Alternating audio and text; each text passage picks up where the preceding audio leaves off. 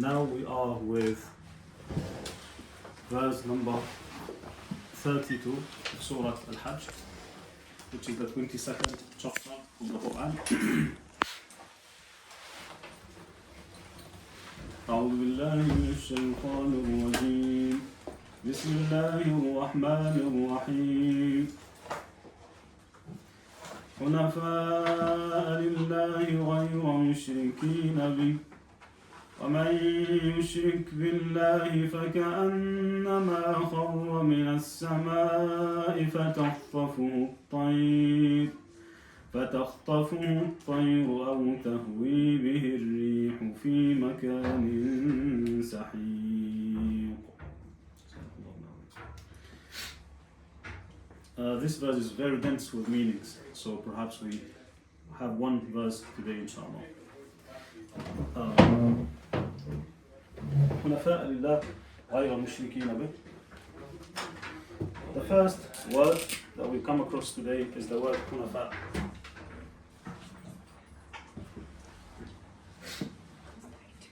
This is the plural form of the word Hanif. And Hanif is really one of the most confusing words in the Quran, simply because it's not an Arabic word. Hanif, according to the vast majority of linguists, is what is called, it's a loan word. It is taken from the Hebrew language.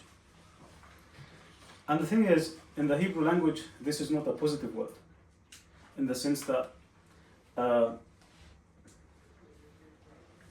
probably neither positive nor negative, in the sense that it indicates someone who abandons something, or inclines from something to another thing, or leans from something to another thing. But that's where the debate lies. What does it mean? Because it's a loan word, our linguists kept debating what it means. And Ibrahim alayhi salam is often described in the Quran as Hanifan. Right? What does Hanif mean? Again, probably this is one of the verses in one of the key verses in the Quran that simply explains what Hanif is. But maybe we don't think much about it. Because it simply says حنفاء لله غير مشركين به. حنفاء لله. After it says they are حنفاء لله, it says they don't associate partners with Allah. Which by definition would mean that a Hanif is someone who is fully dedicated to Allah, absolutely devoted to Him. He's not, he doesn't, associate partners with Allah. So as if the second sentence or the second phrase in this verse explains the first phrase. حنفاء لله غير مشركين به. But then the verse says something remarkable. It says وَمَنْ يُشْرِكْ بِاللَّهِ فَكَأَنَّمَا خَرَّ مِنَ السَّمَاءِ. The one who associates partners with Allah is like someone who falls down from the sky.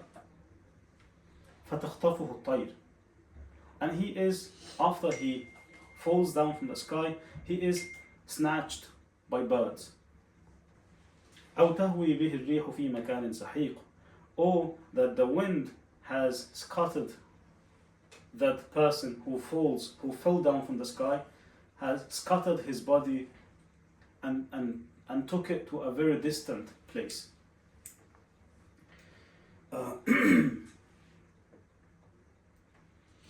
This verse is so powerful, probably one of the most remarkable descriptions of Shirk in the Quran. Why is it so remarkable? Because the Quran uses this tool, Tashbih. Tashbih is a rhetorical device. So it's a tool that the Quran uses to explain something. Right? It's called Tashbih.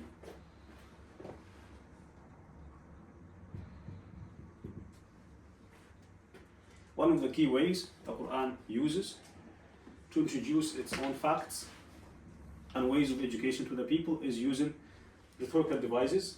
One of those is the tool of tashbih. What is the tashbih? Tashbih is simply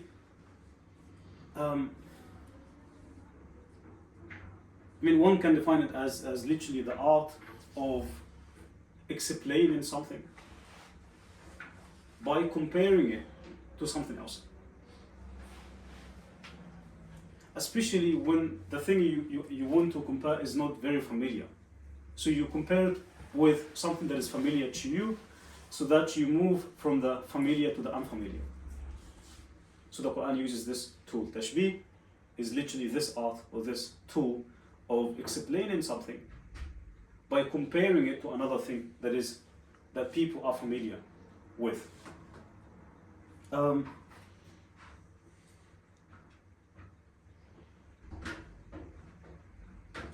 A lot of people, when they come to engage with the Quran, they think the key function of this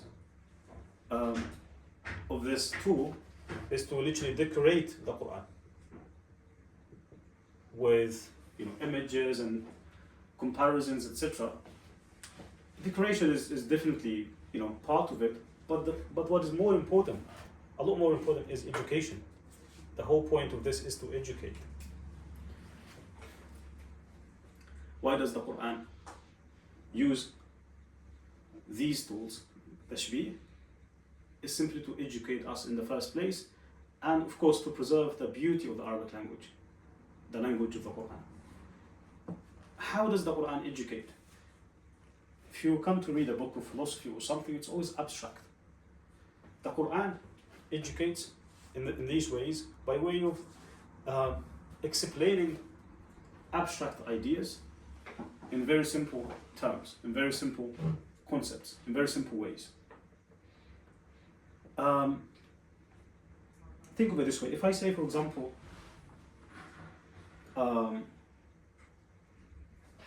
take this example. Life is short. That's an abstract idea. Is this how the Quran introduces ideas like these? No, not really. Why? Because it doesn't get you to experience what this means. So one of the key, if we say that one of the key reasons the Quran uses this is explaining abstract ideas, the second reason is to really move the meaning from the intellect to the senses. As if I am experiencing this. I'm not just processing this mentally, I really live the experience. If I say life is short, is this as powerful as me saying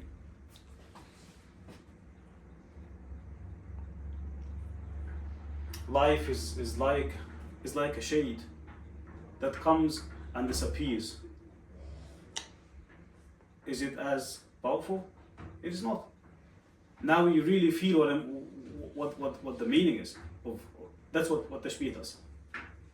If I say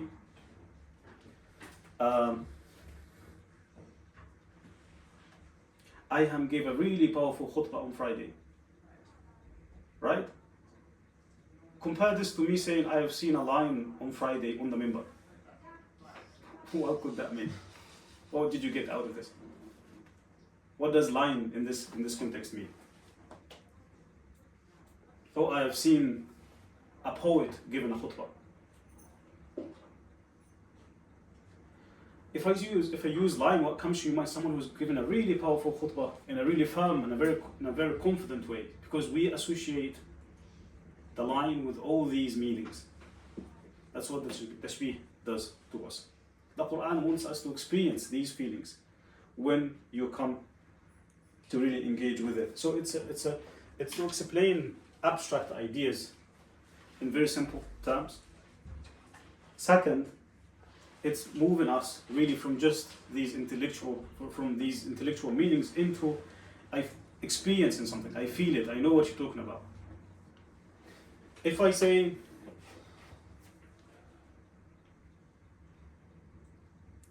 a teacher is like a gardener. Imagine the Quran saying that. What does that do to you? Like if I use this comparison, immediately you think of the ways in which the gardener can be likened to a teacher. To me, I'd say the key quality, the key shared quality between the gardener and the teacher is that the gardener does not force the plant to really grow. He can't even. But he provides the good environment for the plant, but the plant grows in its own. So a good teacher does that. Doesn't force you, but rather helps you by providing the best environment. The Prophet ﷺ used this multiple times. The greatest example that I often use when he says, Al-mu'minu kan-nakhla. A believer is like a palm tree.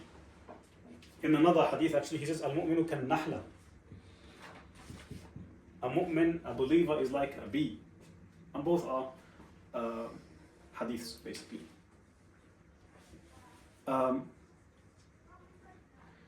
When he says a believer is like a nakhla, is like a palm tree, I now understand so many things through this comparison. The nakhla has very firm roots. The believer is meant to be someone who's well grounded. The nakhla is very fruitful, right? The nakhla really stands up in the face of massive storms. The believer is meant to be like that.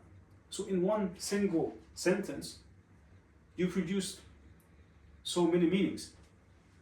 No way I could have, I could have had all these meanings with any other sentence. If I kept, for me to really gather all these meanings in one sentence, no way apart from this way. So tashbih, this tool, helps deeply with this. That's why we have an entire discipline in Quranic studies, it's called Al-Balagha.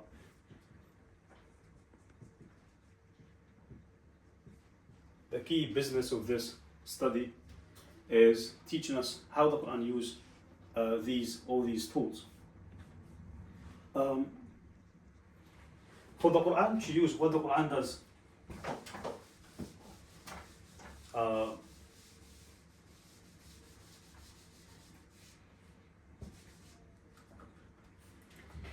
it gives us, like Arabic language in general, it gives us what we could call the building blocks of tashbih. How do I make a tashbih? How do I make a good comparison? You need 4 things, 4 components. First is the thing being compared.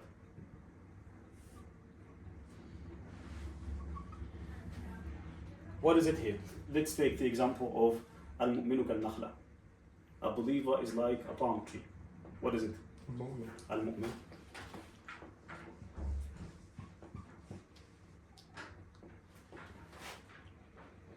And then I have what is it exactly being compared to? What is it? Exactly, palm tree. The third element, can you guess it? أداة التشبيه. أداة التشبيه. Excellent. The tool of comparison. What is it? كاف. Well done.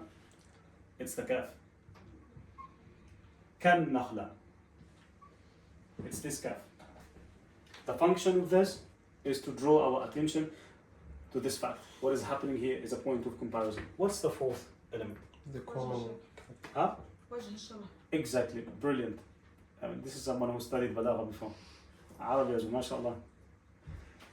Wajhu Shabah, that's the technical term for it. I mean, we can call it the shad quality, maybe. And here is the major work that we do. What is Wajhu Shabah? What is the shad quality between the believer and the palm tree? محذوف. It could be many things, right? Examples? I did mention You mentioned the massive firmness. It's very firm. It doesn't shake in the face of winds. Yeah. Very well grounded. What else? It's productive. Fruitfulness.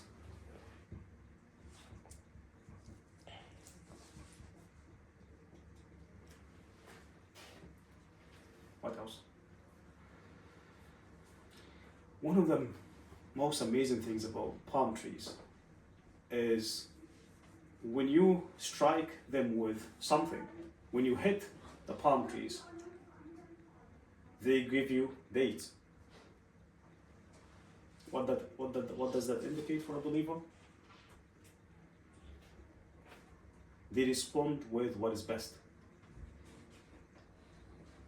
Even when you hit them, they respond with what is best. Right? So responding with what is best.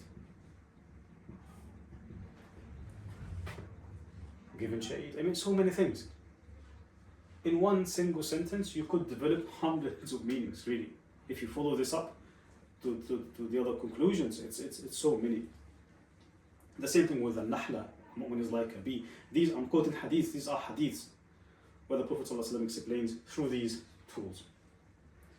These are the building blocks of almost every tashbih, every comparison. But that's not the only kind of tashbih that we have in Arabic. We have multiple. But there are three common ways where the Quran does this more particularly. There is what is known as explicit tashbih.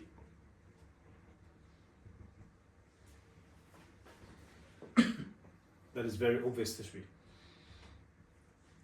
It is the tashbih that has this, that has the tool. The tool of tashbih is mentioned. You know, when I think of the tool of tashbih, it has something like the kaf. The kaf literally means like. Sometimes it's the Quran uses the word ka'anna. Ka'anna means as though. Sometimes it uses the word mathal. And mathal means the example of this is that. So these are all tools of tashbih. So a tashbih is explicit when the tool of tashbih is stated in the sentence. Okay? But then the Quran uses another one, which is what can be called implicit tashbih. What is it? You can guess it, huh? للكناية. Kinaya, نعم. Sometimes it's called kinaya. What is it? If in this one the tool is mentioned and it is explicit, what could that mean? Tool is removed. The tool is removed. The comparison is that you feel it, you know it, it's happening, but the tool is not there. Right? That's implicit. But then you have another one, I mean, you can translate it as, in Arabic it's called at-tashbih tarkibi. It's called extended, you can call it as extended tashbih. Why is it extended? Because it happens, it develops over 2 or 3 verses. It's not just one sentence, like this one, al-mu'minu kan-nakhla, a mu'min is like a bee, a mu'min is like a palm tree, right? But when it is extended, it is over 2 or 3 verses or something, right? Like I said, this is so. It doesn't just help us with, simplify abstract ideas, but also moves us to feel, to imagine things, to have a vivid picture of what Allah wants us to know. And this is simply because we as humans, subhanAllah, we think with our minds as such, but we literally we think more often in images. As humans, we think in images. If I tell you or I ask you what is a tree, you don't go and look it up in a dictionary or something. You imagine a tree in your mind because you've seen it before. So we think literally with images in the first place, and that's why abstraction is so difficult. Abstraction is so difficult because we connect things to images. Abstraction is difficult because it takes you to something that is not really concrete. You haven't seen it before in concrete forms. So tashbih helps with this, especially when it is extended. Explicit tashbih, literally like this one, al-mu'minu kan-nakhla. Can you think of examples from the Quran for explicit tashbih? Any examples? كزرع أخرج شطأه فأزرعه. فاستغلظ فاستوى على سوقه. That's a really good one, Ahmad, because that's an extended one. It develops over one of the longest verses in the Quran is the verse that Ahmad is citing. And it compares actually the believers to the non-believers like a plant, and that plant has specific features to it. But this one is more extended because it has multiple building blocks to it. Perhaps an explicit single one is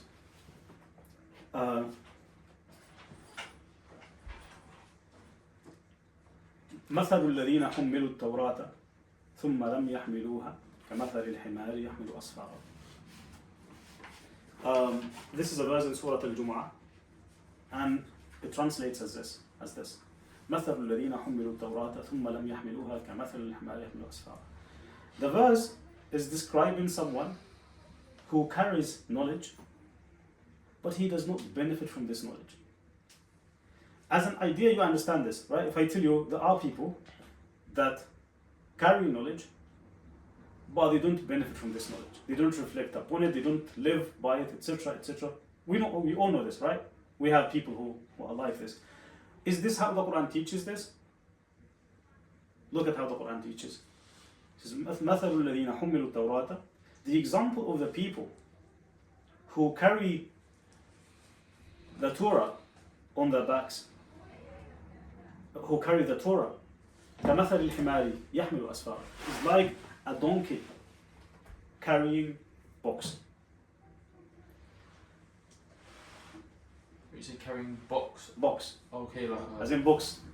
like a cube box. Books. Oh, books. Oh, yeah. Okay, yeah. Oh, okay. Right? What does that do? What is new here? I said before, we all know that there are people who have knowledge, but they don't really live by it, they don't reflect on it. But that's not how the Quran expresses this. What happened to you right now when I translated this verse? The example of the one who does not who carry the Torah but does not really carry it properly. Let me translate the verse literally. The example of those who carry the Torah but they don't really carry it properly, as in they don't really live by it, is like a donkey carrying books. What does that do to you? It simply makes you hate that image. I don't want to be that person. I don't want to be likened to a donkey. Right? There is nothing that may symbolize someone. Of course, it doesn't downgrade the donkey, and so it just describes the nature of a human being that Allah honored with thinking and with intellectual capacities, and yet they don't really benefit from them. So what happens? It makes you imagine and visualize this thing, experience the feeling of it, and the Quran is moving you, is asking you to really feel this, so that you don't become this person. So I'm not just sharing a piece of information with you. I'm asking you to really be moved by this and experience the feeling of not benefiting from the knowledge that you have, not reflecting upon it, not living by it, etc., etc. That is an explicit example of tashbih.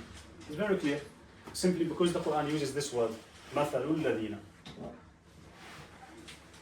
Implicit tashbih in the Quran, I have in mind this example where the Quran does not use a tool. It's verse number 18 of Surat Al-Baqarah, famous one. Summun, bukmun, umyun, fahum la yarji'un. We know Surat Al-Baqarah begins with dividing people into three categories.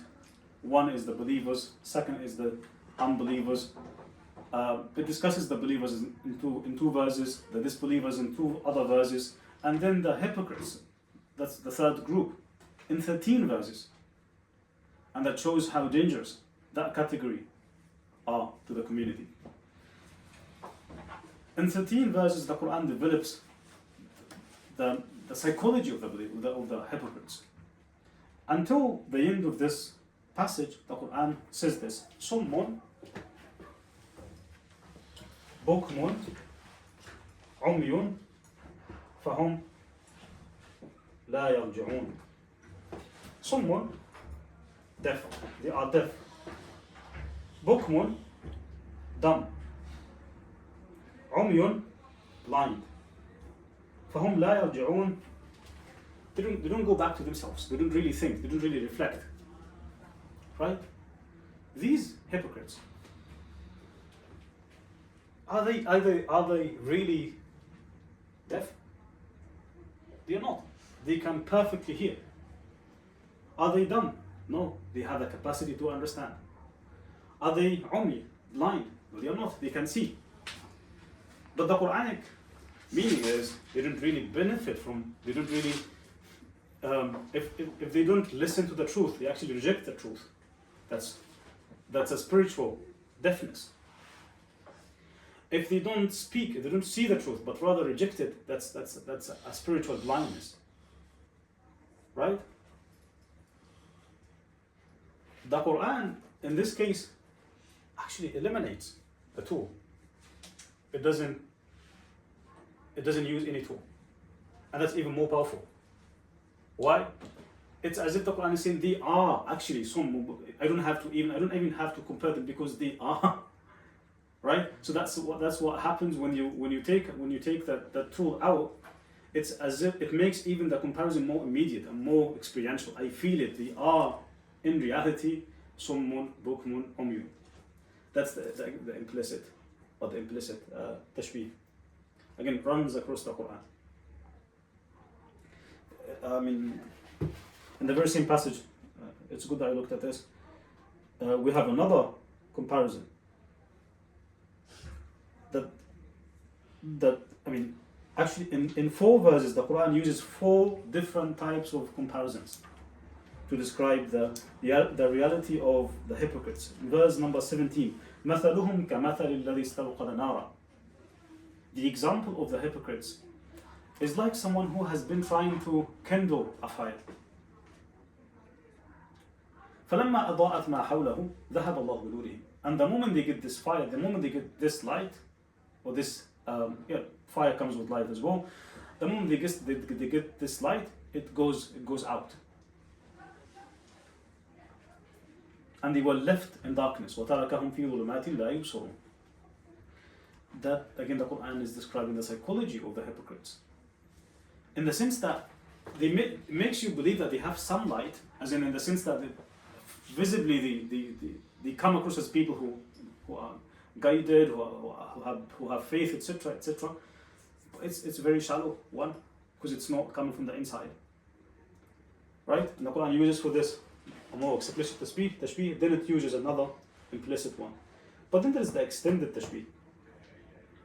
Extended tashbih, like I said, when it's a long one, that uses multiple, that develops over multiple verses.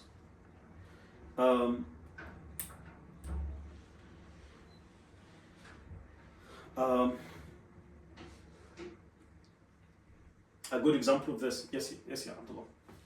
Just wanted to ask if إنما هذه الحياة الدنيا لعب ولهو وزينة تفاخر, would that be implicit or would that be extended? This one is explicit because if you continue the verse, it says كَمَثَلِ غَيْثٍ أَعْجَبَ الْكُفَّارَ نَبَاتُهُ. The example of this life, it's as if the Quran gave you here an abstract idea. Life is composed of 1, 2, 3, like this. That's one is explicit. Extended is think of this. The one in Surah Ibrahim. أَلَمْ تَرَ كَيْفَ ضَرَبَ اللَّهُ مَثَلًا كَلِمَةً طَيِّبَةً. In 3 verses, 3 consecutive verses. The Quran says the example of a good word is like the example of a good tree. The Quran could have stopped and left you thinking, what is it? What is it in common between a good word and a good tree? The Quran does not stop at that. It moves in 2 other verses to explain what is the common quality between a good word and a good tree. أَلَمْ تَرَ كَيْفَ ضَرَبَ اللَّهُ مَثَلًا كَلِمَةً طَيِّبَةً كَشَجَرَةٍ طَيِّبَةٍ. Then the Quran provides us with these shared qualities. It says, أَصْلُهَا ثَابِتٌ. First thing, it says its roots are very firm. وَفَرْعُهَا فِي السَّمَاءِ. And its branches or its fruits are high in the sky. تُؤْتِي أُكُلَهَا كُلَّ حِينٍ بِإِذْنِ رَبِّهَا. It's always fruitful. And then Allah says, وَيَضْرِبُ اللَّهُ الْأَمْثَالَ لِلنَّاسِ لَعَلَّهُمْ يَتَذَكَّرُونَ. Allah gives these examples and these comparisons for the people to think. And then it says, وَمَثَلُ كَلِمَةٍ خَبِيثَةٍ. And then the example of a bad word is like a bad tree, etc., etc. That's an extended tashbih. The Quran uses this really throughout by way of simplifying, not just simplifying, but also getting you to be moved by the Quran. I really feel it. An example that often strikes me is how the Quran encourages us to be charitable. مثل الذين ينفقون أموالهم في سبيل الله كمثل حبة أنبتت 7 سنابل. The Quran could have said, being charitable is good, and it will come back to you. But the Quran doesn't do this way. It says the example of giving charity is like someone who plants a seed of wheat. And this seed, what does it do? It grows in, it says, 700 other seeds. As a believer listening to this, what happens to me? I'm really depriving myself of so much financial gain and spiritual gain if I'm not really charitable. Not only did the Quran simplify the idea of charity, but it also got me moved by this, because I can imagine what this means. All this is happening in this verse, probably like no other place in the Quran, because in this verse the Quran is telling us something about the nature of shirk, the nature of associating partners with Allah. One of the most dangerous, one of the most central concepts of the Quran is the concept of shirk. What is shirk? It's associating partners with Allah. If Iman is the most central concept in terms of what we are meant to be, what we are not meant to be, the most central concept is shirk. The most dangerous concept to avoid is shirk. We often think of shirk as,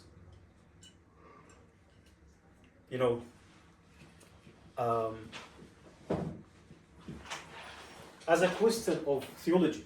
Like it's definitely a point of theology. But in this verse, the Quran is moving from shirk as a theology to shirk really as a psychology, in the sense it tells us what it feels to be a mushrik.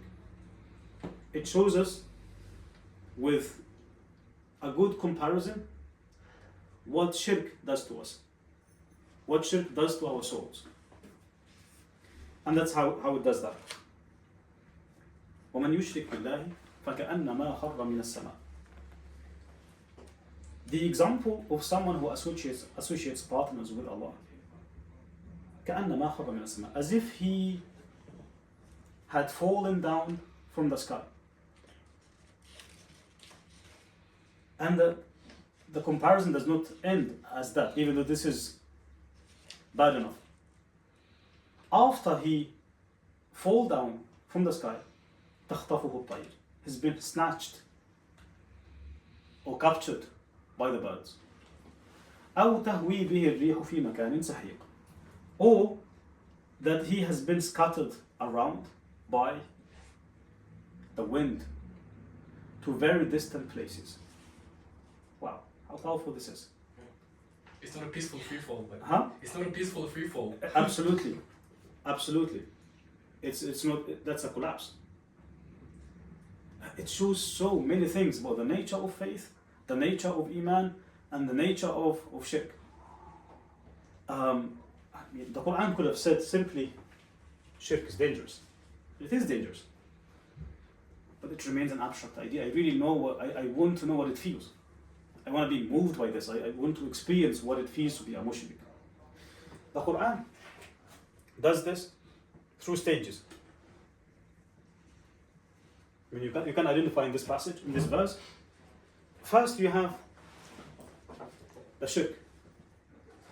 The shirk, the tawheed. Tawheed is the opposite of shirk. That is unity. Or literally, tawheed literally means making one. If I'm being literal, making one. It's as if you are really returning or turning all this diversity that we have into one, that is Allah. You're taking everything back to Him. That is what tawheed is about. Shirk is the opposite of this, is drowning in multiplicity. I'm really disconnected and I'm scattered by all these things. I don't have a unified mindset. So tawheed, the surah begins by tawheed, the verse begins by tawheed. Hunafa lillahi wa hunafa, they are focused on one, on the one. So focused, so devoted, they are not distracted. That's the state of tawheed. When you are of this mindset, what happens? You are in a state of elevation. That's what the verse is. I am up in the sky. I am rising above all these multiplicities, all these divided and dividing things, because I am with the one. Right? That's the first point that this verse is teaching us. But then the moment I lose tawheed is the moment I fall. خر من السماء. It's like Ali said, it's not like a peaceful fall, it's literally a collapse. You've collapsed completely. That's the second point, a point of collapse, really. Perhaps collapse is the word. خر من السماء. It's not even nazala, descended, it's kharra, collapsed, all at once. But then, what happens, like I said, this is bad enough to collapse. But then the Quran says, you're not going to be left alone when you collapse, in this case. The third thing the Quran says, فَتَخْطَفُهُ طَيْرٌ. He gets snatched by the birds. Which is, I mean, what I read from this is a question of fragmentation.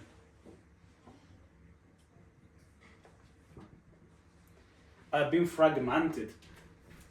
The birds here, they indicate what? Desires. How one is divided and completely fragmented by desires. By your pride, by your anger, by your arrogance. Not just desires, but also social pressure. But also false idols. So many things can literally come to take the peace out of you. Because you're not devoted, you're not focused, you're not undistracted. And yet, the Quran is saying that's not the end of the story. Oh, and after you've not only have you been, scattered, not only have you been divided by all these birds, every bird has taken something. Add to this the image of a wind that came and actually scattered you around into, in the Quran uses this, مكان سحيق, a distant place. What is a distant place? What does that mean? If this indicates fragmentation, what comes to my mind when I read مكان سحيق, distant place, is a feeling of isolation. Probably even more than isolation, maybe a feeling of alienation. I'm not connected anymore. Even if I'm with hundreds of people, I'm not connected anymore.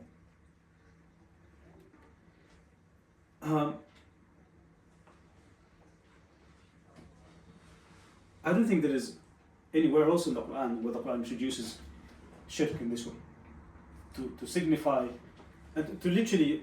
I think the Quran here is literally diagnosing the disease of shirk. It's a you have the anatomy of shirk, if you like. What happens to the psychology of the one who subscribes to shirk? That is literally someone who falls down from the sky, being fragmented, scattered, experiencing isolation, experiencing alienation.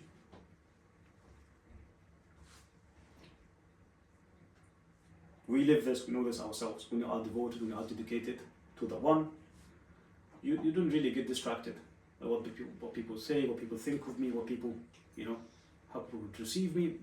You are undistracted. That's what Tawheed does to us. Right? I'm being reminded of a piece of verse of poetry by Muhammad Iqbal, Allama Iqbal, where he says, وَالسُّجُودُ الَّذِي تَجْتَوِيهِ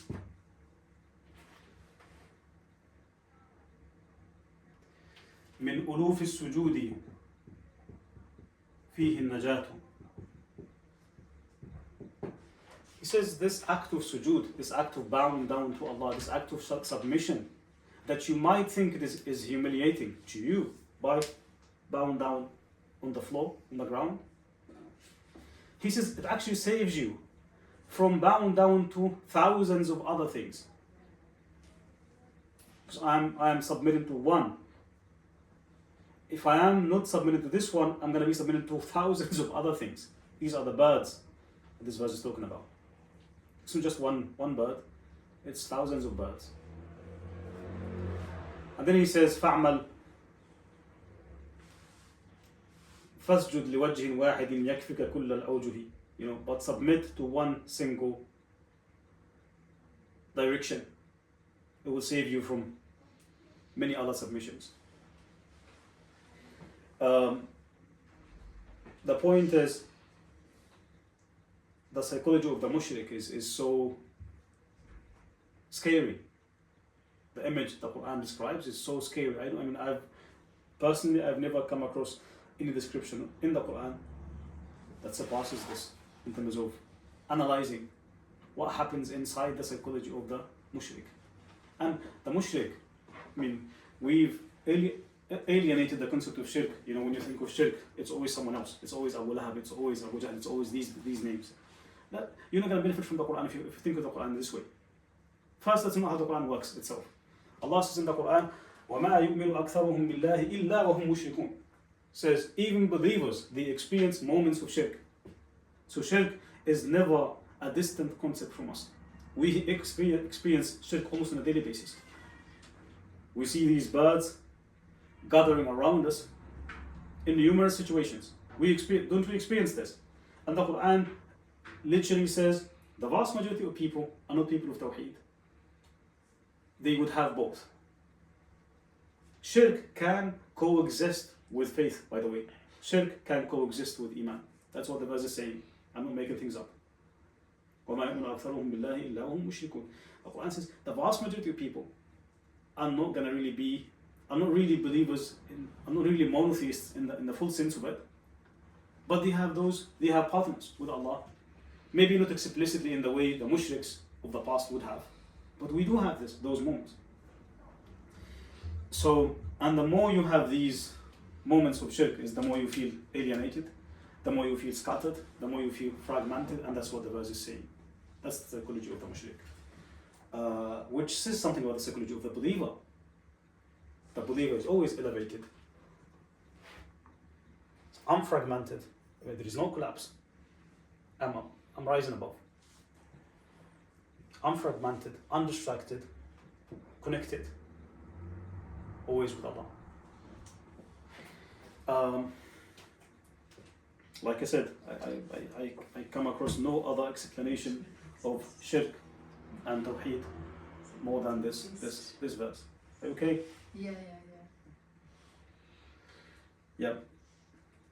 That's pretty much what I wanted to share with you. But I really find this verse is very, very powerful. It's not just the shirk not just as a theology, but as a psychology. What do I experience when I have those moments of shirk? If you have any questions or comments, happy to take it. Yes, Alex. I wanted to ask about, could you say, when Allah describes the mushrik as being like in the sky and then falling, could you say that like our default position is that Allah has already elevated us in that position, that we didn't have to work to be at this elevated position, so it's almost like we've been given everything, and then if we allow ourselves to fall like that, we've lost everything. Absolutely. Like we didn't have to work for it. Allah, He gave it to us. He gave us what is the concept of fitrah. This is the shape according to which this is the nature upon which He created us. And that's why in Surat Al-Rum, the Quran combines the concept of Hanif with the concept of fitrah. It says, فَأَقِمْ وَجْهَكَ لِلدِّينِ حَنِيفًا فِطْرَةَ اللَّهِ الَّتِي فَطَرَ النَّاسَ عَلَيْهَا. Establish yourself for the sake of Allah, devoted only to Him. This is the shape or the nature according to which Allah has shaped you. Not just everyone. So one does degrade himself when he falls down from Tawheed. Abdullah, I think you had a question, you raised your hand. It was to do with another ayah in Surat Al Hajj, but I just realized it's not to do with shirk directly, but the ayah is وَمَنْ أَعْرَضَ عَنْ ذِكْرِي فَإِنَّ لَهُ مَعِيشَةً ضَنكًا. Does that have any relations? Absolutely, definitely. It has a Abdullah is talking about a verse in Surah Taha which says وَمَنْ أَعْرَضَ عَنْ ذِكْرِي فَإِنَّ لَهُ مَعِيشَةً ضَنكًا. And whoever turns away from revelation, from my remembrance, from remembering me basically, فَإِنَّ لَهُ مَعِيشَةً ضَنكًا. He will have a miserable life to live. That's a life of alienation, a life of isolation. You feel that you're alone, and when you feel that you're alone, what happens? Allah leaves you to yourself basically. You become absolutely distracted by every single thing. Yeah, no problem. That's another word that really does touch upon this. Yeah, but it doesn't do it in the same structure this verse does. Yes, Azina. Could you repeat what verse it was that talks about believers having moments of shirk? It's verse number in the last page of Surah Yusuf. I guess it would be verse number 102 or something.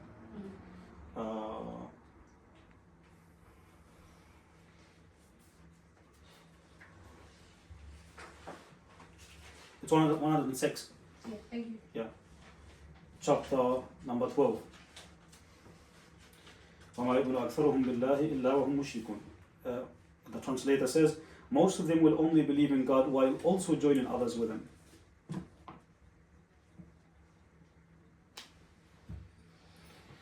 Any other questions? Yes, yeah. I was just wondering, so the idea of tashbih and using tashbih in Quran, would you say that it was mainly used because the Arabs at that time were, poetic and all that? And I'm just comparing because I remember you mentioned before that the Greek philosophers did not like poetry and all that. So if I'm just assuming if the Quran went to such people, we wouldn't have such things.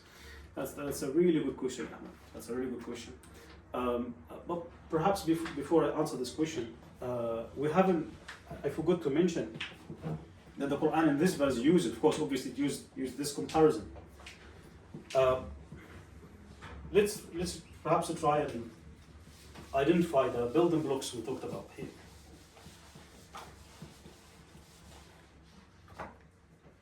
So, what is being compared in this verse? Which verse? وَمَنْ يُشْرِكْ بِاللَّهِ فَكَأَنَّمَا خَرَّ مِنَ السَّمَاءِ فَتَخْطَفُهُ الطَّيْرُ. Whoever associates partners with Allah is like someone who falls from the sky, snatched by the birds, scattered by the wind. The person, al-mushrik. Al-mushrik. So what is being compared is the mushrik. Okay. Compared to? Someone kharra min as-sama'. That person. Exactly. Fallen from a sky, scattered, fragmented. Shad, quality. Qualities, maybe.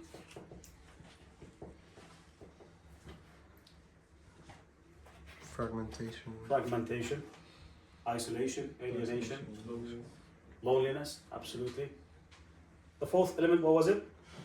مثلا أداة التشبيه. The two. What was it? كأن. كأنما, exactly.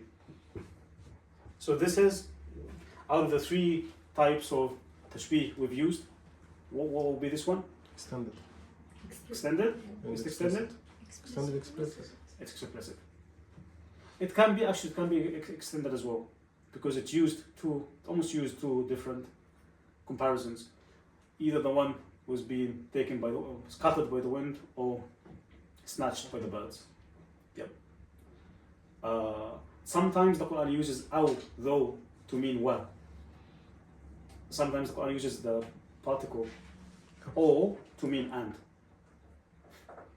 So it can go both ways. So Ahmed is asking a really good question. In Greek philosophers, especially Plato, was against somehow even before Plato, the usage of poetry, because a lot of people would use poetry to misguide people, to deceive people. And the Quran does recognize this, where it says, وَالشُّعَرَاءُ يَتَّبِعُهُمُ الْغَاوُونَ. So the people that are misled, they quickly follow the poets. Why? The poets are very powerful, because how they use the language. Language is so powerful. Like we've seen some examples. A believer is like a tree, a believer is like a bee. The power of the language is just undeniable. The Quran does critique people who misguide others through the language, but it elevates itself. It makes sure it uses the language towards guidance, towards guiding people, which is absolutely fine, as long as it serves a good purpose, which what the Quran does indeed. The sophists against whom Socrates and Plato were writing were a people who misused the language in this way, by way of serving these, skeptical, not skeptical. Skeptical is a positive word in this context. People that deny the truth to begin with. Yeah. Mariam, did you raise your hand? Okay. Any other comments or questions? Yes, Abdullah. Just a quick one on is أداة التشبيه and وجه الشبه. They're like two different things. What is أداة التشبيه? أداة التشبيه is the tool the Quran uses to link the two things. In this case, it says they are like this. The mushrik is like this.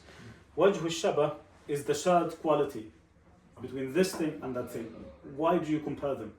Because I think there is a good comparison. There's a good point of similarity between them. Yeah, Alex.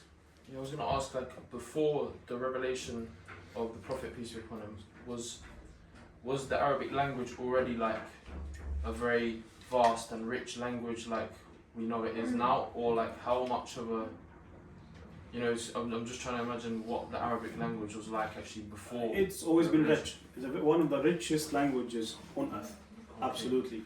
But one of the features of pre-Quranic Arabic as well, at some point the language was what is known today in Balagha as al-kalam al-wahshi. Kalam al-wahshi means wild language, wild words. The Quran minimized this deeply and somehow picked and identified and purified the Arabic so that the Quran itself has become the masterpiece of Arabic language in terms of eliminating the wild expressions, etc., and picking the best and the most of it, if that makes sense. So it was very rich. Yeah.